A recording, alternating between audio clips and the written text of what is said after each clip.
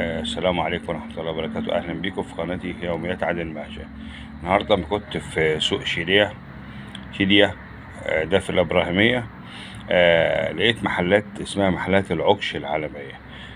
المحلات دي تأسست سنة 1930، وبتصنع حاجات كده جميلة جدا، منها رقاق ناشف، رقاق طري بلدي، جلاش، كنافة باللبن، ميلفي، عجينة، قطايف، سمبوسة، سبرينج رول، ميلفي طري، ميلفي ناشف، كرواسون، لازانيا، كسكسي، دونات، باف باستري، بكاكين، ام علي، سينامون، قادوسية، فطير مشلتت، عيش شامي، وبيتزا. حاجات جميلة جدا. هو 3 4 محلات جنب بعض مفتوحين على بعض، يعني منهم واحد معرض. كنت هتشوفوا الصور بتاعته واتكلمت معاهم. هما بيصنعوا حاجتين دلوقتي بيصنعوهم اللي انا شفتهم وصورتهم. راء طري، ماشي، والعيش البلدي، العيش الشامي. وحاجة تانية جميلة، الجلاش بصناعة يدوية، صناعة الجلاش يدوي، مش آلي زي المحلات التانية، لا، صناعة الجلاش ده يدوي. هتشوفه في الفيديو اللي جاي ده، ماشي. او اللي قدامنا ده يعتبر ميلفي، بتعمل بيه ام علي، ماشي، ميلفي ناشف. هنخش دلوقتي نشوفوا الفيديو اللي انا صورته النهارده مع الناس اللي شغاله. ده مكان تاني يا جماعه، اسمه محلات العكش العالميه. ده بيعمل ايه؟ حضرتك بتعمل ايه بقى؟ ده رقاق طري حضرتك. ها؟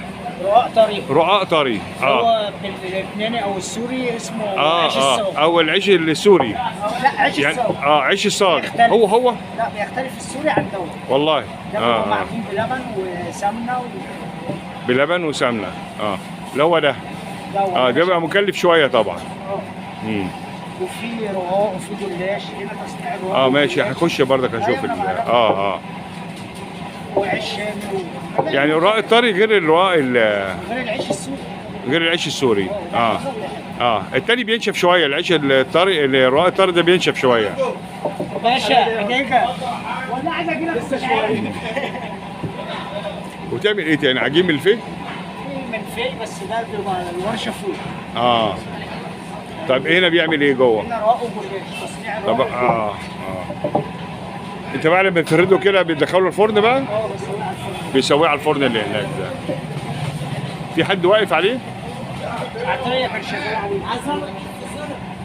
وروني كده. العيش الشامي ده. العيش الشامي. الناحيه الثانيه هنشوف كده بيسويه عند الفرن، العيش الشامي كده. طيب بيسووا في الفرن ده يا جماعه زي العيش ده بالظبط. ده الفرن الدائري اللي بيسوي فيه. ايوه.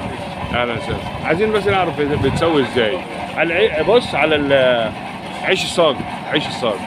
ولا مش دلوقتي؟ هيسوي. لسه قدامه شويه. 5 دقايق بيسوي. طيب. دلوقتي انت بتسوي ايه؟ عيش. طب العيش ده العيش. خدي 5 بقى. خدي 5 البتاع. مسكي. كلف اسمها.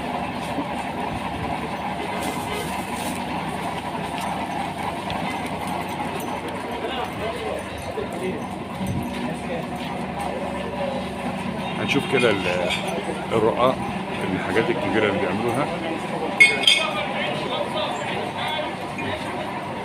السلام عليكم يا معلم. ازيك؟ ده ايه بقى اللي بتعملوه ده؟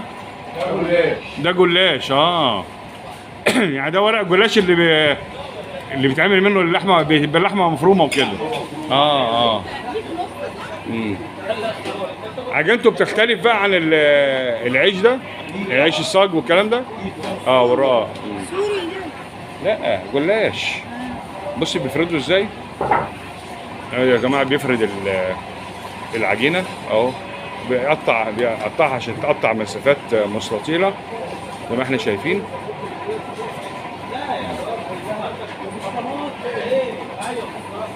طبعا العجينه زي ما انتم شايفين عامله زي البالونه معاه وزي الورقه المنفوخه اهي، مفروده خالص اهي، لازم يتفرد عجين، لازم يتفرد جامد. مكانه برضك يا جماعه في سوق شيريه في كامب شيزار، اسم محلات العكش. ده طريقه عمل الجلاش او تصنيع الجلاش، يعتبر يتعمل بناحيه فنيه جميله جدا. في مكن آلي باين مش كده صح؟ عشان شفت مره في مصر حاجه آليه. دي ده احسن ولا الآلي احسن؟ كل اللي في السوق آلي. ده يدوي. ده احسن. احنا الوحيدين في اسكندريه اللي شغالين. يعني انت عارف بندق قال لي هنا دول اساس الجلاش. الحاجه اليدويه. يعني مش منتشر موضوع اليدوي ده، الجلاش اليدوي. منتشر في اسكندريه بس كله بيوفر دلوقتي. بيشتغل آلي بس الطعم طبعا ايوه، ما انا بتكلم على كده. الطعم ده احلى.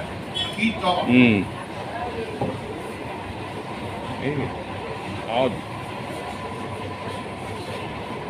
انما عجينه الملفيه بتتعمل في المحل التاني. بتقعد قد ايه بقى بعد ما بتحط القماشه دي؟ مفيش وقت. يعني ساعه مثلا تبدا تشيلهم؟ اخلص وبقلبها وارفع تاني. خلص الشغل ده.